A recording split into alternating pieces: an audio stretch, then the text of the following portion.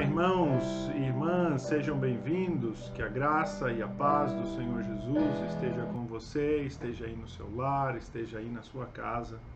Nos encontramos aqui para mais um estudo da Palavra de Deus, continuação dessa série de estudos do profeta Jeremias. Este vídeo é um vídeo gravado, nós não estamos ao vivo, mas ele está sendo exibido como um ao vivo. Como os irmãos sabem, eu estou de férias, mas mesmo de férias já deixei o material preparado e gravado, e os irmãos terão aí nas próximas semanas, próximas 2 semanas, na verdade, esta e a seguinte, os irmãos terão os estudos gravados e eles estarão disponíveis no nosso horário de estudo mesmo da Palavra de Deus, mas ficarão assim gravados para que você possa assistir. Nós vamos hoje para o 5º estudo sobre as profecias de Jeremias. Jeremias, que é chamado de o profeta, do caos, do choro, da promessa. Nós vamos falar um pouquinho mais sobre as primeiras profecias. Vamos entrar hoje, diretamente no texto do livro do profeta Jeremias. Nós falamos bastante sobre seu contexto cultural, falamos sobre sua vida e vamos falar hoje sobre as primeiras profecias.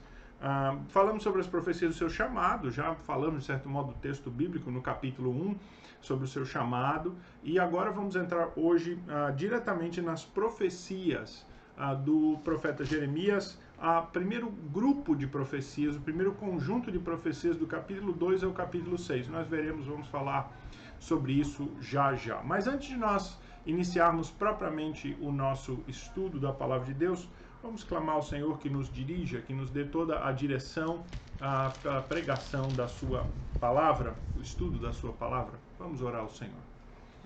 Pai, nós somos carentes da direção do Teu Santo Espírito, da obra do Teu Santo Espírito, nos conduzindo a compreender a Tua palavra e aplicar ao nosso coração.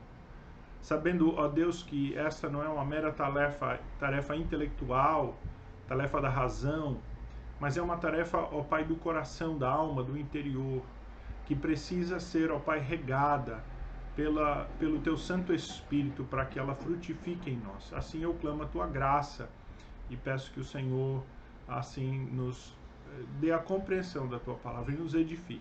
Essas profecias, ó Pai, pregadas há tanto tempo atrás, a um povo duro, ó Pai, e contumaz, que são um ensino para nós hoje. Não permita, ó Pai, que nós sejamos como aquele povo, mas que a Tua palavra pregada há tanto tempo atrás nos edifique hoje. Nós oramos assim, em nome de Jesus.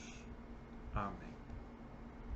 A primeira coisa que é importante nós falarmos, antes de a gente entrar especificamente na profecia do profeta Jeremias, é voltar um pouquinho e dar uma revisão do contexto histórico do profeta Jeremias. O profeta Jeremias viveu no período da destruição de Jerusalém pela Babilônia, no período do ano 500, meados ali do ano 600, até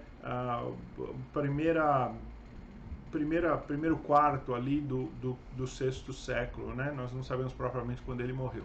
Mas ele estava em Jerusalém e ele participou ali, ele estava presente, Foi testemunha ocular deste evento da destruição de Jerusalém pelos babilônios em 586. Então, se você pensar aqui na história de Israel, Jesus nasceu no ano 0, da era cristã, e Abraão foi chamado no ano 220 da era cristã. Então nós temos aí Jeremias mais para o fim desse período de Israel, mais para o fim desse período da história de Israel, e aqui é o fim realmente do reinado, da monarquia de Israel, no sentido político, histórico, geográfico, porque aprove a Deus que o cativeiro desse um fim a isso. Então Jeremias viveu exatamente nesse período, um período conturbado, um período dos últimos reis de Israel.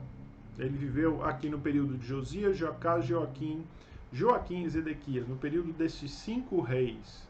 Josias foi um rei bom e sábio e reto, começou a reinar ainda menino, sob a tutela de alguém, certamente, e reinou quando jovem, passou a reinar. E ele foi um rei muito sábio e fez muitas coisas boas, reformou a religião, limpou o templo, reformou o templo, Mas os demais reis, Joacás, Joaquim e Zedequias, foram reis que não seguiram propriamente o Senhor, não andaram nos seus caminhos. Além do que os próprios Josias, né, os seus antepassados, foram reis muito malignos. E nesse estado, né, nesse tempo, o estado espiritual do povo era um estado de decadência total. Jeremias não profetizou sozinho, ele profetizou com outro, foi contemporâneo de outros profetas. Possivelmente o término ou a morte de Isaías é ali o período mais ou menos do nascimento de Jeremias. Quando Isaías então conclui o seu ministério, Deus levanta um outro profeta marcante, importante, Jeremias, que prega então mensagens bastante semelhantes àquelas de Isaías, mensagens duras de repreensão. Jeremias teve alguns profetas contemporâneos seus, né? Abacuque, Naum, Sofonias, Ezequiel e Daniel. Ezequiel e Daniel no exílio, e em Jerusalém com ele, ali no mesmo período, Abacuque, Naum, Sofonias são profetas que foram contemporâneos. Jeremias é chamado, nós vimos aqui, por Deus. Esta foi o tema da nossa última aula. Se você não pegou, pode voltar lá no vídeo, assistir. O capítulo 1 é o chamamento do profeta Jeremias, e nesse chamamento Deus diz: olha, o teu ministério vai ser de arrancar, derribar, destruir e arruinar. Essa primeira parte do profeta, esses 4 elementos, falam de profecias de juízo, de castigo, de disciplina. E aí depois disso, então, Deus diz que ele também vai ser utilizado para edificar e plantar, que são profecias de promessas futuras de restauração, garantia de que Deus não estava abandonando o seu povo. Então essa figura aí rural, né, do plantar e do colher, ou do arrancar, na verdade aqui o arrancar não é tanto colher, é mais o arrancar o mato, né, arrancar para jogar fora. Estas duas figuras ilustram, são metáforas do ministério do profeta. Era este o ministério de Jeremias. Veja aí que há 4 termos ruins, por assim dizer, né, e 2 bons. Então, arrancar, derribar, destruir e arruinar são os 4 termos, e de fato a profecia de Jeremias foi marcada em grande parte por advertência do juízo vindouro, por anúncio do juízo vindouro, do castigo de Deus e de quão duro seria esse castigo de Deus. Mas Jeremias contém grandes promessas, promessas valiosas, promessas preciosas de Deus, inclusive a promessa do próprio fim do cativeiro, que era o castigo, a vara de Deus sobre o seu povo. Então Jeremias dá inclusive a data, né, dizendo 70 anos, se Deus quiser nós chegaremos ali. E para confirmar então este chamado, Deus dá primeiras 2 visões ao profeta Jeremias. A primeira delas é a vara da amendoeira, que é um símbolo daquilo que é correto, é certo, é justo. E Deus diz: olha, eu farei aquilo que eu estou te dizendo. Quer dizer, eu não estou ameaçando em vão, eu não estou ameaçando em blefe, né? Não é um blefe. Aquilo que eu estou te mandando dizer, Jeremias, você vai lá e diga, porque isso é a verdade. E a segunda profecia é uma profecia tenebrosa, né? É uma panela quente, né, que é derramada sobre o norte, e que então vem consumindo tudo que está pela frente, né? A ideia do norte é norte da Palestina, e vem ali consumindo tudo, e esta é a imagem daquilo que seria Babilônia. Esta é, portanto, as 2 profecias que marcam o início de Jeremias. E elas já nos dão assim um tom daquilo que Jeremias deveria pregar. Ele deveria ser fiel ao Senhor, Deus cumpriria a sua palavra, e o que ele anunciaria seria um mal terrível que vem do norte. Então não é nada muito agradável, nada muito sério. Aliás, algo muito sério. E é por isso até que Deus então lhe diz: Jeremias, se vista, disponha-se e diga apenas o que eu disse. Né? Em Jeremias 1,17 contém esta instrução de Deus ao profeta. A ideia de vestir-se, né? De estar preparado, estar vestido, estar pronto, dispor-se, a ideia de se levantar, né? Se vista, se levante, vai e diga apenas aquilo que eu te disser. Você não vai dizer nem a mais, não vai acrescentar, mas você também não vai falar menos, para amenizar para o povo. Você vai dizer exatamente, né? Você não vai poupar o povo, mesmo que as palavras sejam as mais duras, né? E, por último, Deus diz assim: não temas o povo. Não temas o povo. E nós já vimos aqui, foi assim que nós terminamos o nosso último estudo, que esta promessa de Deus, né, que é confirmada nos versículos 8 e 19 do capítulo 1, de que Deus estaria com Jeremias, não garantiram tranquilidade a Jeremias. Né? Deus diz, olha, eu vou estar contigo, eu vou te amparar. Mas Jeremias foi preso, ele apanhou, ele passou fome, ele foi jogado num poço. Jeremias passou por uma série de necessidades e dificuldades, mesmo com a promessa de que Deus estaria com ele.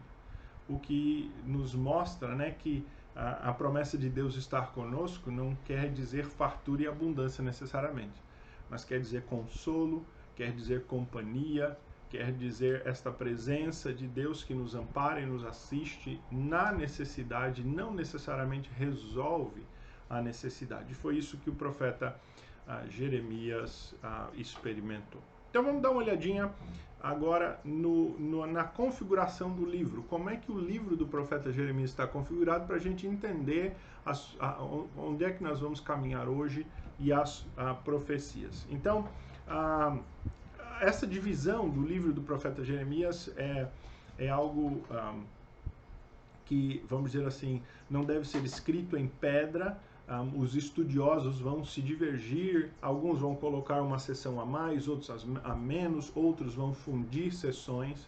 Então, o que eu estou utilizando aqui, essa divisão do profeta Jeremias que eu estou utilizando aqui, ela com base em 3, 4 livros de comentaristas, estudiosos do profeta Jeremias, e eu olhando, concatenei, juntei, e eu, vamos dizer assim, fiz uma compilação daquilo que eu entendo ser uma boa divisão do profeta Jeremias, considerando estes 4 escritos. Uma dos escritos que eu utilizei, uma das divisões foi da Bíblia de Genebra. Se você olhar, você vai ver que está bem parecido lá, mas eu utilizei uns 2 comentários em inglês, um comentário do Young, um comentário, uma introdução, um livro de introdução de um outro intérprete, de um comentarista em inglês. Então, e eu fui utilizando e concatenando, mas eles não discordam grandemente, né? A questão principal é onde termina uma sessão, inicia outra, e se de fato são, sessões estanques. Mas, pelos temas, né, e principalmente por uma expressão que aparece aí sempre no começo de cada sessão, né? A mim veio a palavra do Senhor. Esta é uma expressão muito importante que marca uma nova profecia, ou um novo conjunto de profecias. Parece ser uma chave literária que Jeremias está dando para nós, para abrir uma nova sessão, né, um novo conjunto de profecias. Então, nós fazemos essa divisão, e a divisão é esta aqui, então. Então, são 13 divisões, tem uma introdução, que é a introdução e o chamado profeta no capítulo 1, e tem um fechamento, uma conclusão, que é uma partezinha histórica, né, do que acontece ali do fim, que é o capítulo 52. E aí, entre, claro, a introdução e a conclusão, há então outras 11 divisões que aí estão. E a primeira divisão é uma divisão que vai então do capítulo 2, versículo de número 1, até ao fim do capítulo de número 6. Então você pode ver aí, na abertura do capítulo 2, né, capítulo 2, versículo 1, que tem essa expressão que eu mencionei ainda há pouco: a mim veio a palavra do Senhor dizendo. E quando você olha então lá no capítulo de número 7, de novo há uma expressão semelhante, quando diz assim: palavra que da parte do Senhor foi dita a Jeremias. Então, aí a compreensão de que ali abre-se uma nova sessão, e de que a primeira sessão, estes capítulos 2 a 6, né, 2, 3, 4, 5 e 6, esses 4 capítulos aqui desta sessão, são capítulos de abertura, vamos dizer assim, do livro, que fornecem uma espécie de um resumo, de um sumário, de uma introdução a tudo que o profeta vai falar no livro. Então, de certa maneira, todos os temas contidos no livro, a acusação dos pecados do povo, o anúncio da destruição, a promessa da restauração, eles estão aqui nesses 4 capítulos que figuram como uma espécie de resumo de todos os temas que posteriormente vão ser tratados. Aliás, o juízo das nações também estão contidos nesses primeiros capítulos. Então, hoje nós vamos nos dedicar especificamente a estas primeiras profecias do capítulo 2 ao capítulo de número 6. Nós não sabemos o período em que estas profecias foram dadas. Ela não nos é dito. Algumas profecias, elas têm a marca histórica. Jeremias diz, no período do rei tal, veio a minha palavra de Deus. Então nós sabemos mais ou menos o período histórico. Essas primeiras profecias nós não sabemos necessariamente a data em que elas ocorreram ou quando elas ocorreram. Pode ser até que elas são profecias que surgiram em diversas partes do período do profeta, mas quando o profeta assentou-se para escrever, ele decidiu concatená-las ali, né, colocá-las ali juntas e nessa ordem e nesta sequência, para nos dar assim vamos dizer, uma noção daquilo que o texto bíblico diz. Então, se você ver aí entre estes capítulos 2 a 6, seria mais ou menos essa aqui a divisão dos textos, né?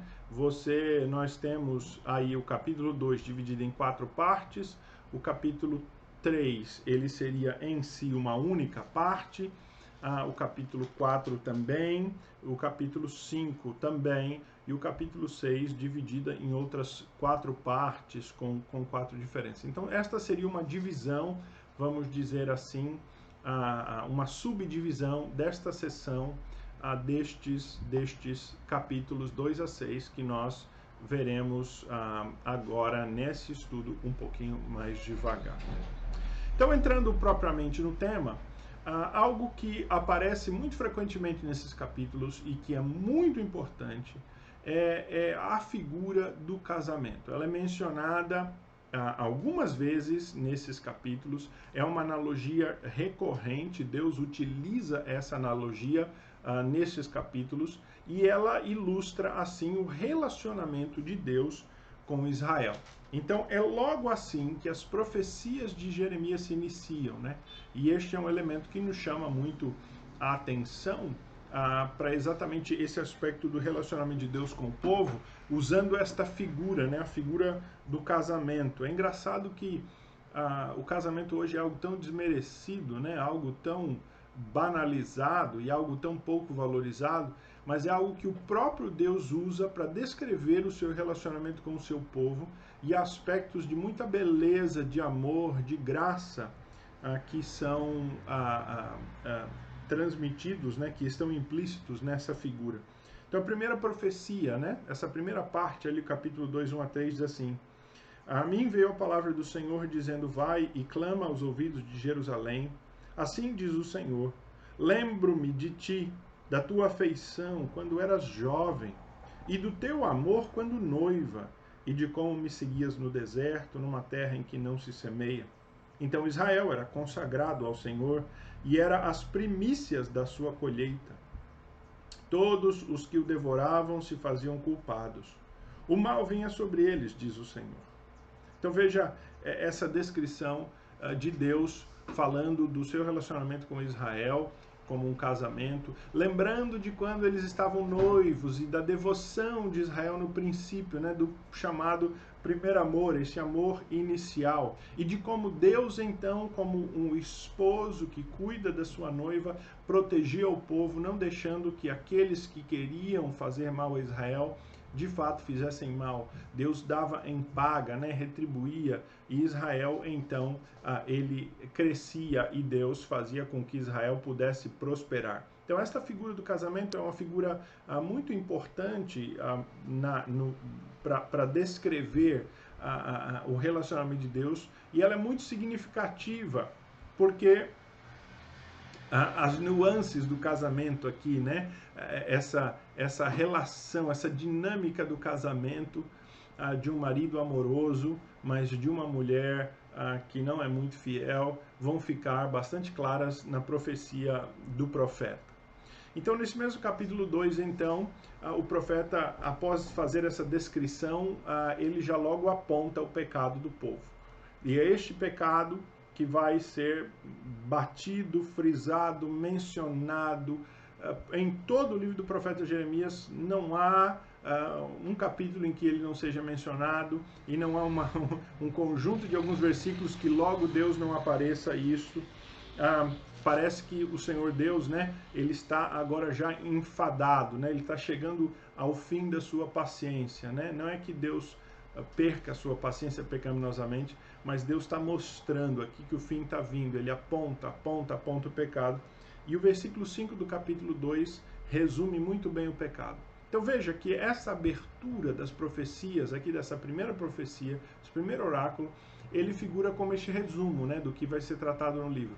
Então Deus está falando, olha, lembra de você no passado, era minha fiel esposa, me seguia, eu te protegia, mas aí no versículo 5, então, o capítulo 4 é uma advertência, né? Ouçam a palavra de Deus, olha o que Deus tem para dizer. E o versículo 5 então diz assim, assim diz o Senhor dos Exércitos, que injustiça acharam os vossos pais em mim, para de mim se afastarem, indo após a nulidade dos ídolos e tornando nulos eles mesmos.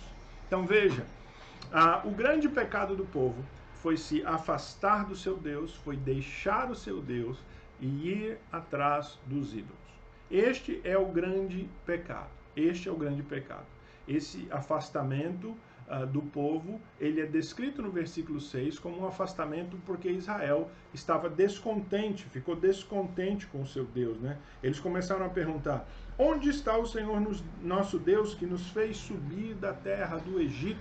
Quer dizer, Israel, que foi cuidada por Deus, que foi amparada por Deus, relaxou, por assim dizer, começou a considerar o seu relacionamento com Deus natural, começou a permitir-se algumas liberdades, e aí quando Deus, né, começou a disciplinar Israel, eles começaram a questionar o próprio Deus. Ué, Deus não prometeu que ia nos abençoar, ia nos conduzir? Por que essas coisas estão acontecendo conosco?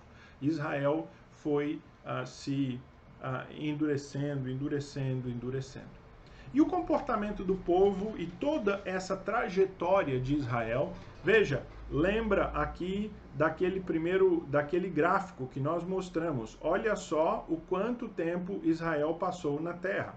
Israel entrou na sua terra no ano 1000, por volta ali, né? Vamos dizer, do 1700, mais ou menos, certo? E nós estamos falando aqui do ano 600. Então foram 1100 anos na Terra. Essa trajetória que Deus está refletindo, que Ele está falando aqui, é esta trajetória dura, realmente terrível de Israel. Deixa eu pegar aqui a caneta para apontar. Então é esse período, daqui até aqui. É este período da história de Israel que Deus está falando e que Ele está refletindo. Um período de cerca de 1100 anos, é um milênio, não é uma coisa que aconteceu assim em 1, 2 anos, em 10 anos, nem 100 anos. É uma coisa que aconteceu ao longo de um milênio. Então veja que Deus foi paciente, foi amoroso, Deus cuidou do seu povo, Deus zelou por o seu povo e foi disciplinando, até que então agora chega um momento crucial e trágico. Esse comportamento de Israel, né, de afastamento de Deus, é descrito no capítulo 2, versículo 13, uma das passagens bastante famosas do livro do profeta Jeremias, na parábola da cisterna rota, né? Deus diz assim, ele diz, no versículo 13, porque 2 males cometeu o meu povo, a mim me deixaram o manancial de águas vivas e cavaram cisternas rotas que não retêm águas. Esse comportamento é um comportamento muito curioso, né? É de alguém que tem um poço e que de repente diz assim, eu acho que a água desse poço não é tão boa, não é tão pura, eu consigo água mais pura. Ele na verdade está acostumado, tão mal acostumado com aquela água que é pura, que é cristalina, que é boa, que está ali, que está de graça, é fresca. E ele está tão farto que ele diz assim, acho que eu vou cavar um outro poço. E ele começa a cavar, em busca de algo mais e nada encontra. Até que ele se vê dentro de um poço seco, vazio, tendo deixado o poço de boas águas, da água fresca, da água, cava um poço que não tem boa água. Esse comportamento de Israel, irmãos, ele pode ser visto na nossa vida, né? Nós somos assim, né? Nós desfrutamos daquilo que é bom, e aquilo que até desejávamos, mas depois de utilizarmos, desfrutarmos disso por um tempo, a gente se cansa, né? A gente se cansa. A gente é assim, a gente é descontente, é desgostoso. Estando farto, estando de barriga cheia, já não quer mais, né? Tendo sido curado, tendo sido restaurado, tendo sido restabelecido, não nos lembramos mais do médico, dos enfermeiros, dos remédios, nem da dor. Nós somos este povo descontente. Israel nada mais é do que uma figura do que nós somos hoje. E essa figura do deixar a boa cisterna, o bom poço, e cavar um poço que não tem água, água rota, água ruim, água salgada, água misturada, é a figura exata daquilo que nós fazemos, né? Quando alguém vai atrás de um desejo do seu coração, né? Quando alguém se dá um pecado, quando alguém vai atrás dos prazeres dessa vida e da carne, né? Quando ele está, de certa maneira, cansado das coisas de Deus, ou não tem muito prazer nas coisas de Deus, e permite que o seu coração comece a elocubrar, comece a voar, né, lá para o mundão, e desejar as coisas do mundo, e acaba então corrompendo o seu coração e por fim se dá as coisas do mundo. O prazer do mundo é um prazer fugaz, é um prazer fútil, é um prazer que logo passa e que não traz nada duradouro, né? Aquele, por exemplo, que se dá às drogas, pode ver nelas, em princípio, algo muito atrativo e muito bom, mas as drogas, elas só destroem, consomem, matam, elas viciam, elas escravizam, elas quase que desumanizam uma pessoa. E é exatamente isso que essa parábola da cisterna rota é. Você tem algo que é valioso e que é bom, mas descontente daquilo vai atrás de outro e assim não encontra. Essa mesma figura é a figura do casamento, né? De que Israel tem um marido do qual não se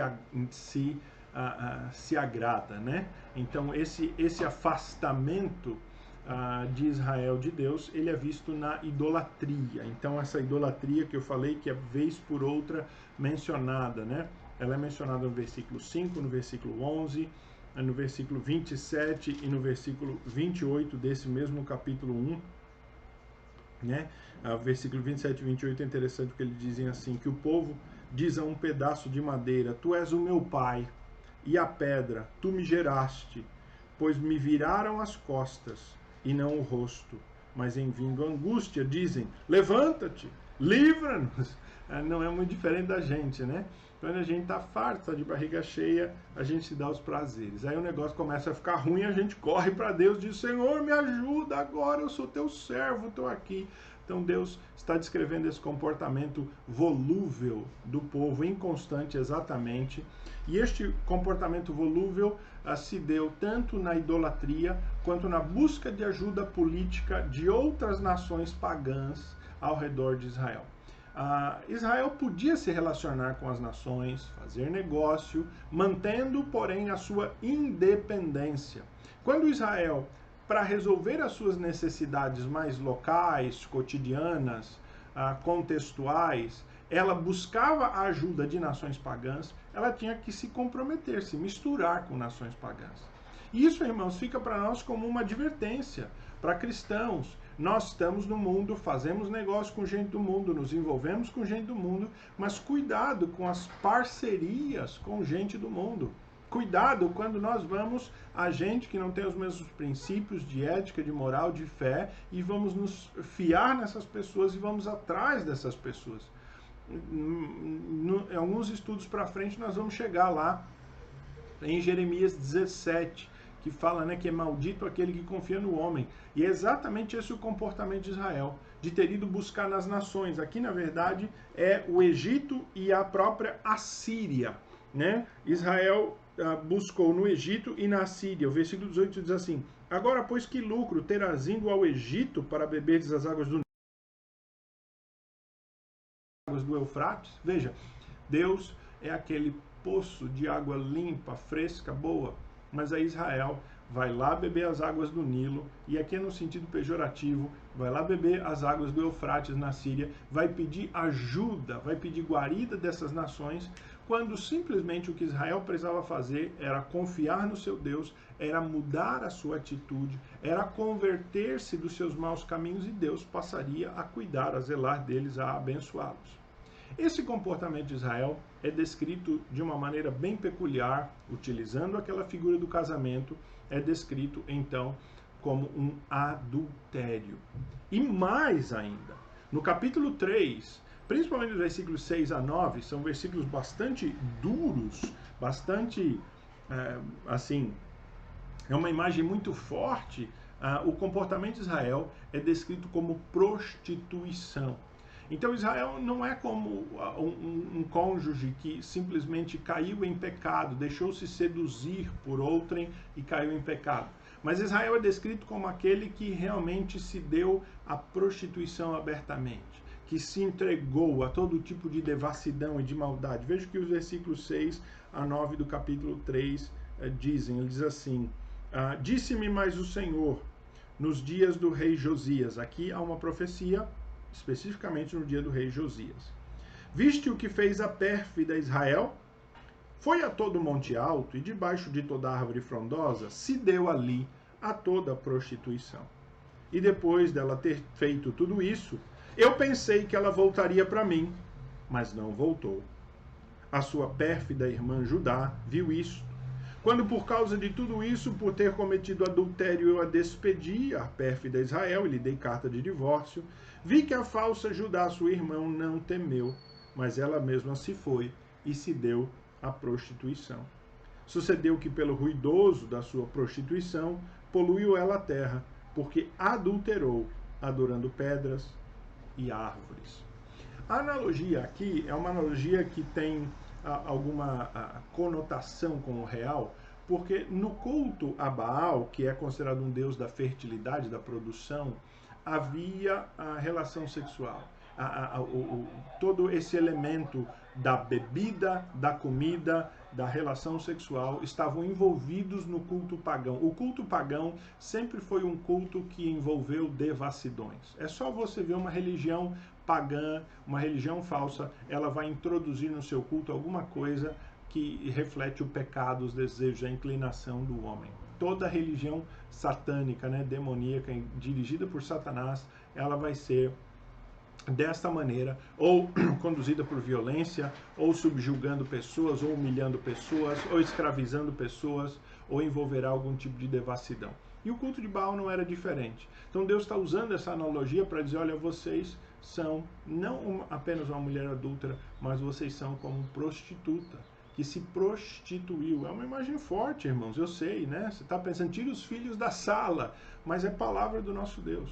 Palavra do nosso próprio Deus. Agora, esta palavra, nesta altura, ela se deu aqui, neste ponto, com esta gravidade, mas nem sempre foi assim. Nós estamos falando aqui, já falamos de 1100 anos, em que Deus foi advertindo, foi avisando, foi tratando, foi falando, até que finalmente chega neste ponto chave. É o fim aqui mesmo. E aí o tom aumenta. Deus está realmente utilizando essa terminologia e pegando pesado, como nós falamos no popular, falando sério contra Israel, e numa tentativa de tentar ainda resgatar Israel, trazer Israel de volta.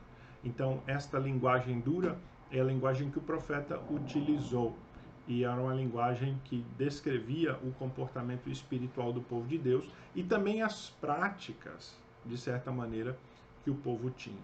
O profeta fala, então, que esse desvio de Deus, essa confiança nos homens, esse buscar dos ídolos e buscar apoio nos homens, que é o pecado primário, que é a maior preocupação de Deus com o seu povo, gera uma série de repercussões e de outras situações. Veja, esse afastamento de Deus, gera uma série de corrupções e de problemas sociais. Israel é povo de Deus, nação do Senhor, edificada sob a lei do Sinai, uma nação que tem aliança com Deus e que deveria viver aliança com Deus. E se eles seguissem a lei de Deus, as relações sociais, haveria paz entre os homens e as coisas iriam bem. Mas como Israel tinha abandonado o seu Deus, era esta mulher que deixou o seu marido e foi atrás dos prazeres, a própria sociedade israelita se tornou uma sociedade corrompida. Então, o texto bíblico fala das injustiças, né, das causas que são julgadas, do pobre sendo oprimido pelo que tinha mais poder, dos juízes subvertendo causas, né, da perfídia, da mentira, né, tanto a mentira nos negócios quanto a mentira em juízo, das prostituições e adultérios que corriam no casamento, né, principalmente na corte real, principalmente nos oficiais do rei, na própria casa do rei, esta maldade do casamento, da destruição do casamento, a própria rebeldia, né, de pais aos filhos, contra autoridades, essa conturbação social, a negligência dos líderes de agir certo, líderes que só pensavam no seu ventre, só pensavam em si mesmos, que não cuidavam do povo, e a falsidade dos próprios líderes religiosos, que deveriam ser aqueles que conduziam o povo ao bom caminho, eles mesmos corrompidos, corrompiam-se e se corrompiam mais ainda. Eles tanto corrompiam o povo, quanto acabavam corrompendo a si mesmos e gerando um estado de corrupção social. Então você vê que um povo que deixa Deus, né, esse povo de Deus que deixa Deus, tudo o que está ao seu redor está corrompido. Jeremias está apontando todos esses males. Jeremias está apontando todo isto e dizendo, olha, vejam aí como está a sociedade. Tá bom? Tá ótimo? Tá legal? É uma pergunta, irmãos, que um cristão pode olhar ao olhar a sua vida, deve fazer. Fala, como é que está a minha vida? Está tudo certo? Né? Como é que está? Está tudo acertado na minha vida? As coisas estão caminhando? Eu estou indo bem? Eu estou caminhando bem ou eu tenho problema em vários frontes? Cuidado, meus queridos irmãos, cuidado. Se você está com problema em vários frontes, se você está com dificuldade no trabalho, dificuldade financeira, dificuldade em casa, dificuldade... Cuidado. Talvez a questão seja você está indo atrás de ídolos, você está confiando em homens. E isto desconfigura completamente, né? Desestabiliza. Desconfigura é uma linguagem contemporânea, nossa, aqui, pensando em computador, né? Mas desestabiliza alguém. Porque o nosso fundamento é a rocha, que é o Senhor Jesus Cristo, é a aliança que nós temos, a nova aliança. E quando isso é desestabilizado, quando nós, assim, não estamos tão firmes sobre a rocha, tudo mais e as consequências, nós tomamos mal decisão nos negócios, nós agimos mal no nosso casamento, na educação dos nossos filhos, nós usamos mal o nosso dinheiro, nós até não temos a disciplina na parte física, o cuidado com a nossa saúde, nós agimos mal em todas as áreas. Este é fato, meus queridos irmãos. Como é que você começa consertando as coisas na sua vida? Primeiro, acerte-se com o Senhor Deus. Volte para o Senhor, busque o Senhor, identifique os pecados de afastamento de Deus, conserte a sua vida. E aí você, de dentro, do interior, começa a consertar as coisas de fora. Você está desestruturado, as coisas estão difíceis, está tudo, parece que caindo ao seu redor. Então, pare, reflita. Onde está o seu pecado? Tem pecado? O que está havendo? Onde é que está o seu erro? Há ídolos que precisam ser derrubados, lançados fora? Você está confiando demais em homens, não entregou-se ao Senhor, não botou o seu coração em Deus? Então, dê um passo atrás. Porque, curiosamente, o Senhor nosso Deus, Ele é um Deus de graça e misericórdia, e mesmo aqui nesse ponto, Deus diz assim, volta para mim, volta para mim. É engraçado que Deus diz ali no capítulo 3, versículo 1, Ele diz assim, qual marido que pegar uma mulher em adultério flagrante vai ficar com ela? Mas eu digo que eu fico com a minha esposa. Ficarei com a minha esposa. Um ato de amor de Deus. Eu não vou largá-la. Eu vou ficar com ela. E no capítulo 4, então, versículo 1, ele diz assim, se voltares, ó Israel, diz o Senhor, volta para mim. Se removeres as tuas abominações de diante de mim, não mais andarás vagueando. Se jurares pela vida do Senhor em verdade, em juízo e em justiça, então nele serão benditas as nações e nele se glorificarão. Veja que Deus, mesmo com este estado, descrevendo o seu povo como um povo prostituto, um povo devasso, um povo longe, afastado, caído, corrompido. Deus de graça e de misericórdia diz ainda: vem. Que como um marido amoroso que está disposto a receber a sua esposa adúltera, eu estou disposto a te receber, Israel, povo de Deus. Veja, nós lemos aqui uma profecia que diz que Deus puniu a Israel, né? Aqui estava falando dos 10 reinos do norte, e que Judá, mesmo vendo a punição do reino do norte, não se converteu, não se arrependeu ao Senhor, pelo contrário, cometeu os mesmos pecados que fizeram com que o reino do norte, as 10 tribos do norte, fossem eliminadas por Deus. De modo que o povo de Deus agora era só o reino do sul, nós já falamos isso nas palestras anteriores, e as 3 tribos, né, de Judá, Benjamim e de Levi. Então Deus agora, mesmo nessa condição, e mesmo nesse estado final, já caminhando para o fim, praticamente com a sentença já decretada, né, só falta assinar e proclamar, Deus ainda recorre a Judá e diz: olha, ainda há tempo, te arrepende e volta. Olha o que aconteceu com o norte já foi. As 10 tribos do norte, elas foram eliminadas. Elas não se quebrantaram, elas não voltaram para mim. Mas você, Judá, volta, volta. Como Deus é um Deus de graça e de misericórdia, que está sempre disposto a receber o seu povo e a dar uma chance de renovo, de restauração. Quando a gente pensa assim, irmão, a gente diz: o que Deus tem a ganhar, né? O que ele tem a ganhar? Ele ainda recebe uma mulher corrompida, uma mulher corrupta, por assim dizer, né? Que grande vantagem ele tem.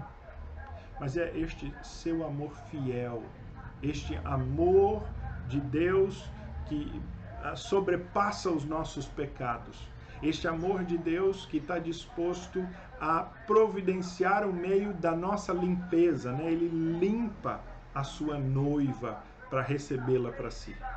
Mas então, irmãos, qual é a resposta do povo? Infelizmente, a resposta do povo é de recusa de se arrepender.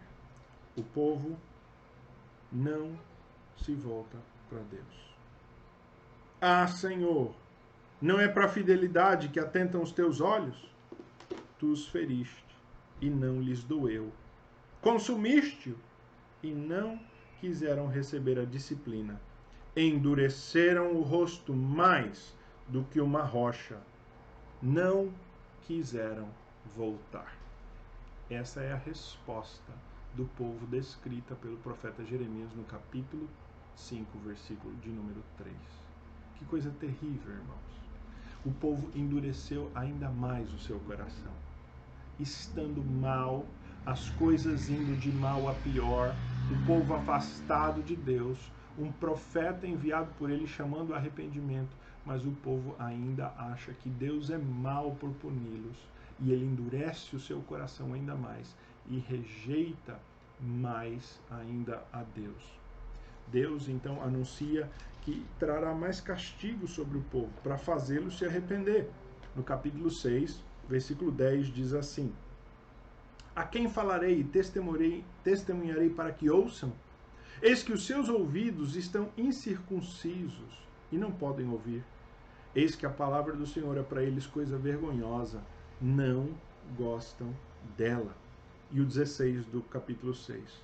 Assim diz o Senhor: ponde-vos à margem no caminho e vede, perguntai pelas veredas antigas, qual é o bom caminho? Andai por ele, e achareis descanso para a vossa alma. Mas eles dizem: não andaremos. Veja que Deus ainda diz: olha, olhem para trás, povo de Deus, reflitam, vejam o seu bom caminho. Vejam como foi no passado com os meus servos. Ponde-vos à beira do caminho, andem comigo. Mas o povo diz: não andaremos. Não andaremos. Esse povo está, irmãos, impertinente, né? Contumaz, está duro de coração. Ele é um povo que não quer ouvir mais ao seu Deus. É engraçado, não é engraçado, é triste, né? Que pessoas que estão às vezes atoladas em pecado, elas reajam desta maneira. Elas estão tão carentes da graça de Deus, mas elas não querem a graça de Deus. E é terrível, irmãos, porque esta pessoa perecerá. E mesmo assim, ela não dá um passo, ela não busca. Cuidado você, meu irmão, se isso descreve a você. Se você está descontente com Deus, se você está irado com Deus, se você está indignado com Deus, se você está atolado, as coisas estão difíceis e você está aí ainda questionando a Deus.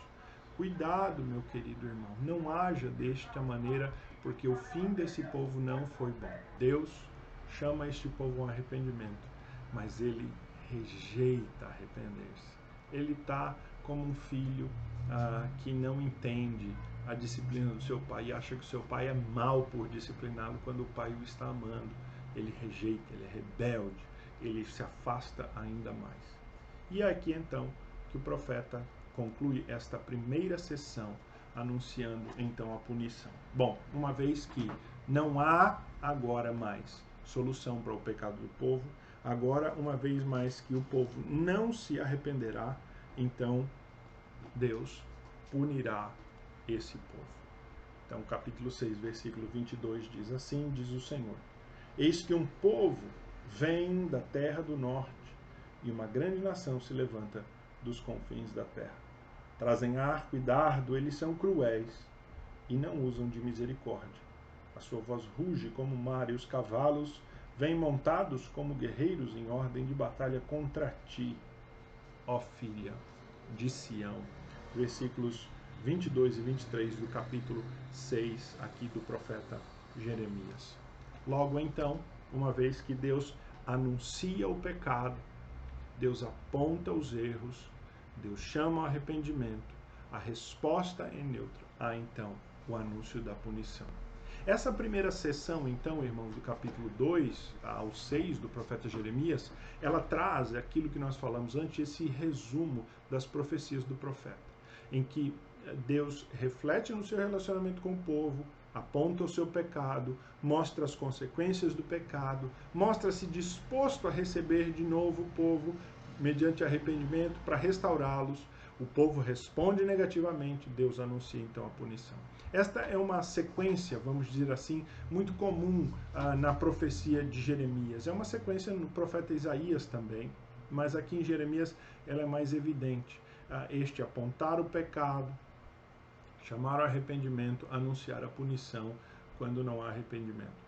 E esta primeira sessão mostra isso, e ela é este resumo que abre assim, de modo que os pecados do povo estão apontados aí, aquilo que vai ser mais tratado, né, em detalhe no restante do livro está aqui já adiantado, e Deus está falando então, infelizmente, do juízo que viria mediante ao não arrependimento do povo. Bom, como nós sabemos pela história, pelos fatos históricos que nós já falamos aqui antes, né, nos estudos anteriores, o povo não se arrependeu, não ouviu o profeta Jeremias.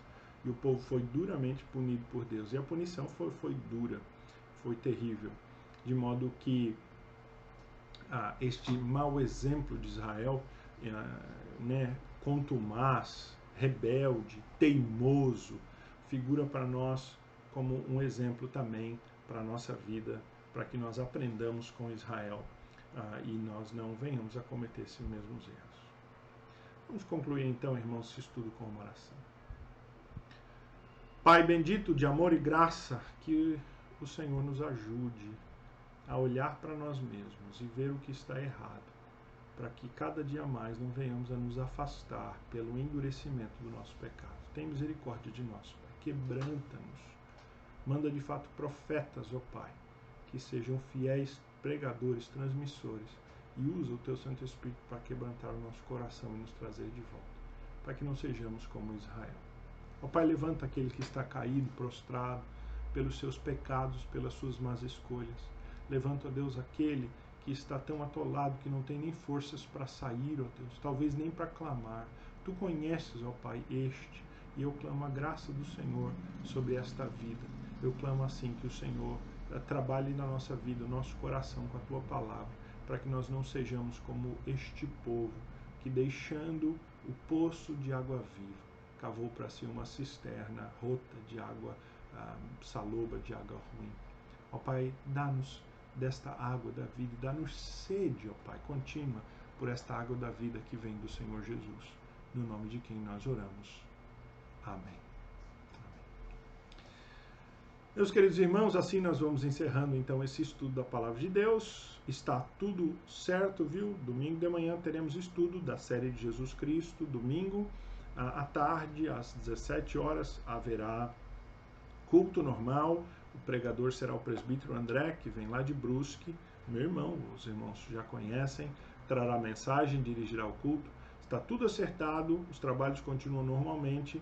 Eu estou em Pissarras, não me ausentei, e estou aqui meio de perto, mas descansando, cuidando das crianças. De qualquer maneira, havendo uma necessidade aí mais urgente, pode me contactar, pode entrar em contato comigo. Tá bom? Desejo a todos aí um restante de semana abençoado, que a graça do Senhor Deus esteja com você aí no seu lar, na sua casa. Irmãos, fiquem com Deus. Tchau, tchau.